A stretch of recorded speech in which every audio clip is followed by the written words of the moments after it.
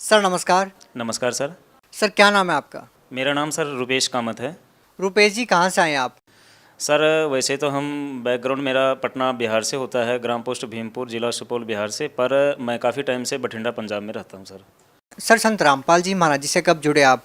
Sir संत रामपाल जी महाराज से हम 28 जुलाई 2013 को जुड़े थे। सर संत रामपाल जी महाराज जी से नाम दीक्षा लेने से पहले आप कोई भक्ति साधना करते थे? जी, संत रामपाल जी महाराज से भक्ति लेने से पहले हमने काफ़ी साधना करी है सर। सबसे पहले तो हम कबीर पंथ से जुड़े हुए थे।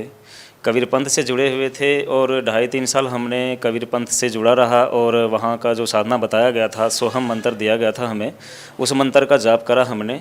और इसके बाद जब हम लुधियाना में रहने लगा, काफ़ी टाइम में जब वहाँ बीत गया तो मुझे पता चला कि मैं ब्यास वाले का कोई पंथ है, राधा स्वामी पंथ से सूचक है और उसका एक अंग है जो फिरोजपुर डिस्ट्रिक्ट बस्ती बलोचा में तेजा सिंह जी महाराज हैं, जो राधा स्वामी पंथ के परिवर्तक हैं। तो उससे मैंने दीक्षा लिया था सर 2000 में, और 2000 में उससे दीक्षा लेके हम लगभग 2007 तक उसका भक्ति करा और उसको छोड़ा नहीं था।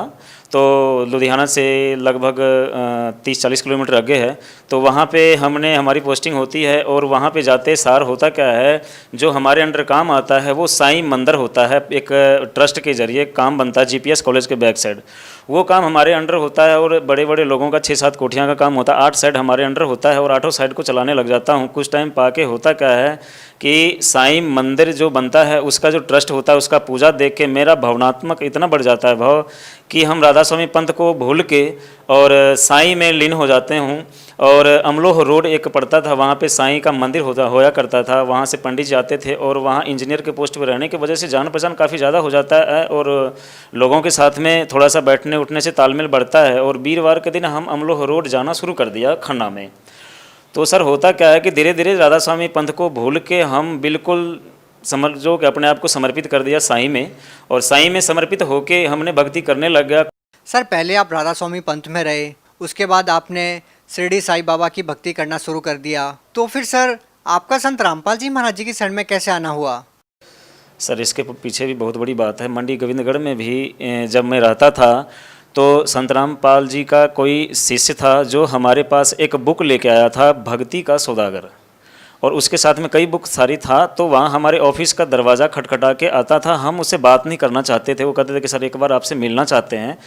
तो काफ़ी हमारे ना हर एक संडे वाले दिन आ जाते थे, ऑफिस का आधा टाइम होता था, आधा टाइम हम छुट्टी करते थे, लेकिन वो उसी टाइम आ जाते थे और मुझे डिस्टर्ब करते थे कि आप ये कोई संत है और वो भक्ति कबीर पंथ से है और आपको ये बुक दे के हम ज्ञान समझाना चाहते हैं। तो हम सुनना नहीं चाहते थे उसका बात, और उसको हम बोलते थे कि भाई हम दुनिया में जितने भी संत हैं सबको तकरीबन देखा है, राधा स्वामी से बढ़ के कोई संत नहीं है। मैंने ब्यास वालों से जुड़ा हुआ है, वहाँ भक्ति करा, अब शिरडी साईं वाला से मैं जुड़ा हूँ, कबीर पंथ से जुड़ा हुआ, आसाराम बापू से भी दीक्षा ले रखा था, अमृतसर जाके हमने वो भी 2 साल भक्ति करा है। बीच में लगभग तकरीबन सारे संत को जान चुका है, मुझे किसी संत के चक्कर में नहीं पड़ना है। शिरडी साईं वाला से बढ़ के कोई है ही नहीं, ना तो कोई भगवान है, क्योंकि उस बीच में होता क्या था कि हम साईं सच्चरित्र को तकरीबन बारीकी से पढ़ चुका था।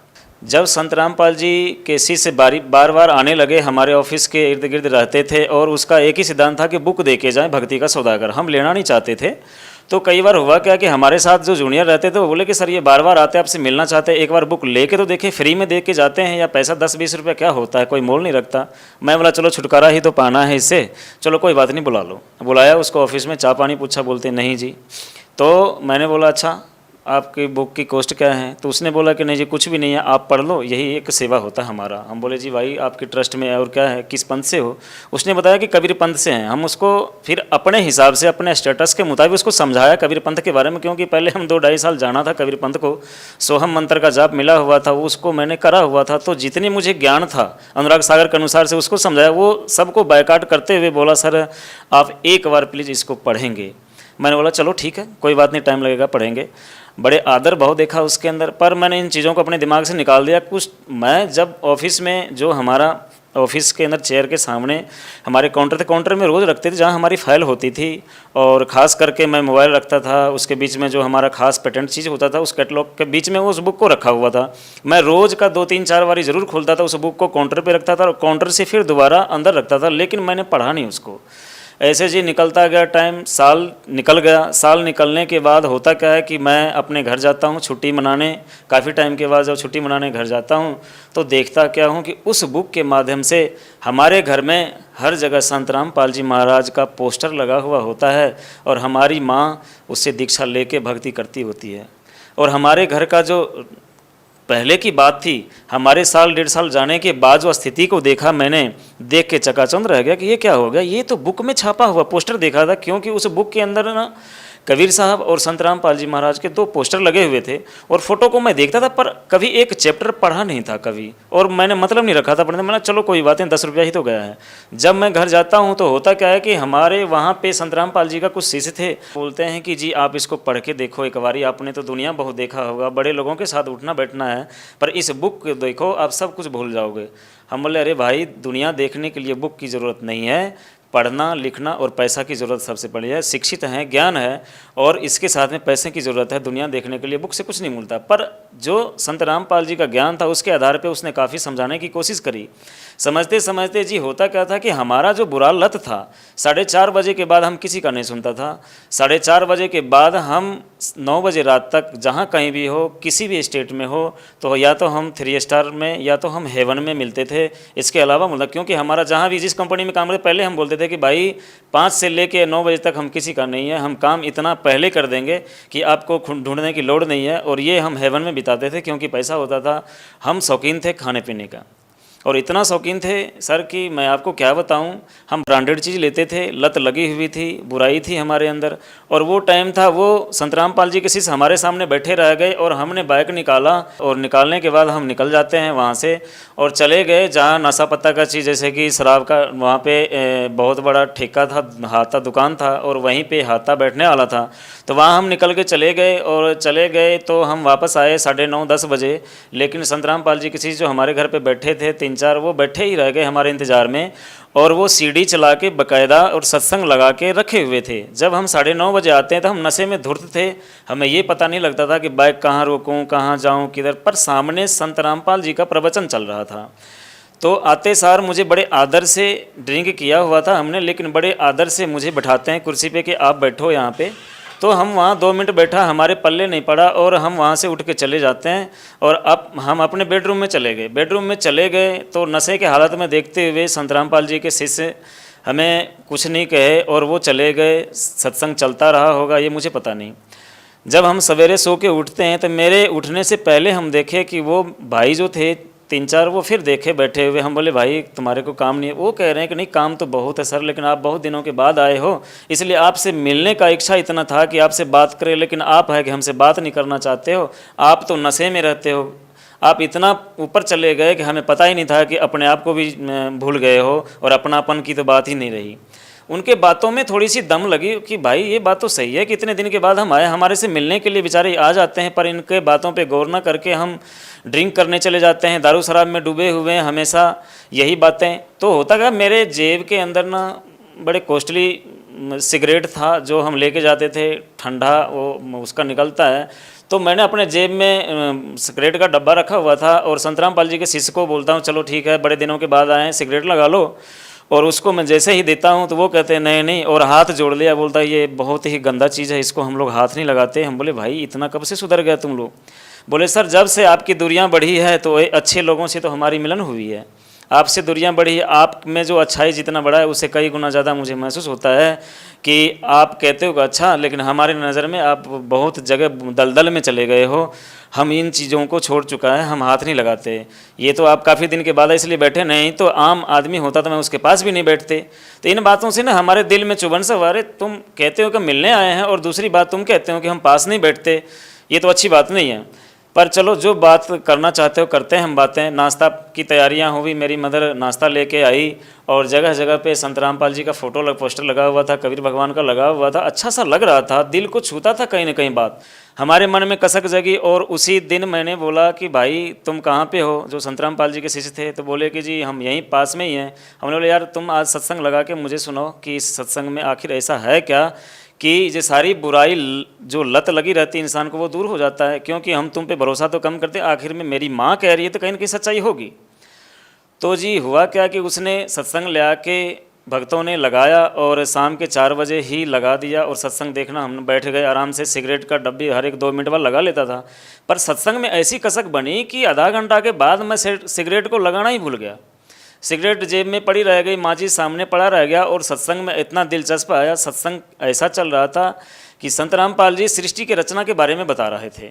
सृष्टि की रचना के बारे में हमें भी पता था, कुछ ज़्यादा समय पंथ में रहने से अनुराग सागर बुक मैंने लेकर आया था और पढ़ा था, तो अनुराग सागर के विपरीत कुछ लगा था मुझे, क्योंकि अनुराग सागर में मैंने पढ़ा था ब्रह्मा विष्णु महेश का माता पिता के बारे में क्लियर नहीं करा हुआ है अनुराग सागर में। और जब यहाँ सृष्टि की रचना संत रामपाल जी सुना रहे थे, उसमें बता रहे हैं कि संत रामपाल जी महाराज की ब्रह्मा विष्णु महेश के माता पिता भी हैं और दादाजी भी हैं, और वो हैं कबीर साहब। अनुराग सागर में मैंने कभी सुना, मेरा दिमाग बिल्कुल वहीं पे खड़ गया जी। और खड़ने के बाद बड़े गौर से मैंने सुनने लगा कि आखिर में ये कहाँ तक पहुँच जाती है, इसको अंत करूँ ही करूँ, मैं देखूँ कि कहाँ तक ये बताते हैं इसके बारे में कि कबीर इज गॉड बार बार बताया करे, कबीर इज गॉड। हम तो संत मान चुके थे और संत समझते थे, इससे पहले दीक्षा ले रहे थे और संत के उपाधि मिला हुआ है, पर ये इसको बार बार संत रामपाल जी कह रहे हैं कि कबीर इज गॉड, यही अल्लाह है, हर जगह प्रमाण बता रहे हैं। दिलचस्पी बढ़ती गई, सत्संग को मैंने दिल से सुना और सुनने के बाद हमारे अंदर कहीं न कहीं जागी और हमारे मन में आ गया था कि ये संत हैं, ज़रूर कुछ हट के सत्संग सुना रहे हैं। सर, आप राधा स्वामी पंथ से भी जुड़े रहे हैं, आपने आसाराम बापू से भी नाम दीक्षा ली है, इसके साथ साथ आपने साईं बाबा की भक्ति भी की है, इतने सारे बड़े बड़े पंथों में जाके आप आए हैं, इसके बाद अचानक संत रामपाल जी महाराज जी से प्रभावित होना क्या सिद्ध करता है? सर देखिए, पता क्या है कि सच्चाई तो आती आती है अचानक से, हर जगह जाके ठोकर खा के। कहते हैं ना कि खीर से मुंह पका हुआ छाछ पीने को डरता है। आज हालात ऐसा ही हो चुका है लोगों के सामने, लेकिन हमारे सामने ऐसा हालात नहीं था। हम जगह जगह जाके हर जगह भक्ति करके देख के दुनिया को देख चुका था। पर संत रामपाल जी का प्रवचन अगर काश में पहले सुना होता तो मुझे लगता है कि मैं पहले ज्ञान को सुना होता और समझा होता। आज जो परिस्थिति में अभी हूँ, कुछ साल पहले इस परिस्थिति को देखा होता हमने। हुआ क्या है कि सर, हमने ज्ञान को जब देखा समझा, जब संत रामपाल जी प्रोजेक्टर के माध्यम से जब एक एक पेज को खोलता है तो वाकई दिल को छूने लग जाता है। कहीं ना कहीं संत रामपाल जी महाराज जी का जो ज्ञान है वो राधा स्वामी पंथ से, संत आसाराम जी से या साईं भक्ति से अलग है। लेकिन बात करें यदि बदलाव की, तो आपके जीवन में संत रामपाल जी महाराज जी से नाम दीक्षा लेने के बाद क्या क्या बदलाव आए हैं जो पहले कभी नहीं आए? सर ये भी बहुत कठिन सवाल आपने पूछा है। ज़िंदगी में मैंने तो कहते हैं बदलाव, यहाँ पे तो रोटी कपड़ा मकान, ये 3 चीज़ों को ही सबसे उत्कृष्ट मान रखे हैं इंसान। लेकिन इन रोटी कपड़ा मकान के पीछे भी बहुत बड़ी राज छुपी होती है। होता क्या है कि मैं बहुत पैसा कमाता था पहले, इतना पैसा कमा के सुख और सुकून की ज़िंदगी मैंने कभी नहीं जीता था, क्योंकि शाम मेरा निकलता था बियर बार में, कहीं हेवन में या 3 स्टार में। मैंने कभी अच्छा टाइम नहीं देखा शाम के टाइम में। रात को मैं लड़ ही जाना या किसी को गाली गलौज कर देना, उल्टा अभट शब्द का प्रयोग करना, तो वो चीज़ नहीं। अब जो सुकून मुझे मिला है, अब जो मैं व्याख्या करूं तो शायद बहुत, जितना कर दूं उतना कम है। संत रामपाल जी महाराज के अनुयायी ये कहते हैं कि संत रामपाल जी महाराज जेल में बेशक है, जो भी उनसे नाम दीक्षा लेता है उनको लाभ मिलते हैं।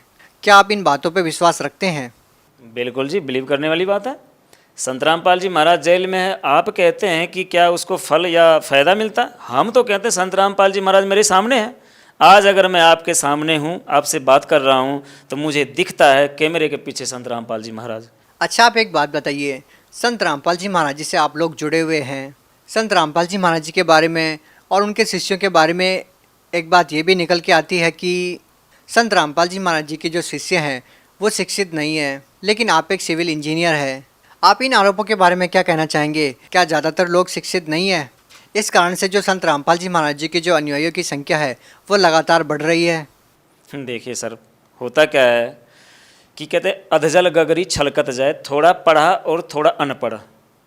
कि हमने भी सुना है, हम जब दिल्ली से एक बार आ रहे थे तो कुछ पुलिस वाले हमें जिंद में मिल गया था और आपस में सिगरेट पी रहे थे। हमने बोला कि सर सिगरेट पीना गुनाह है, तो मुझे बोला कि क्या तुम संत रामपाल जी का शिष्य है के, संत रामपाल का चेला है के?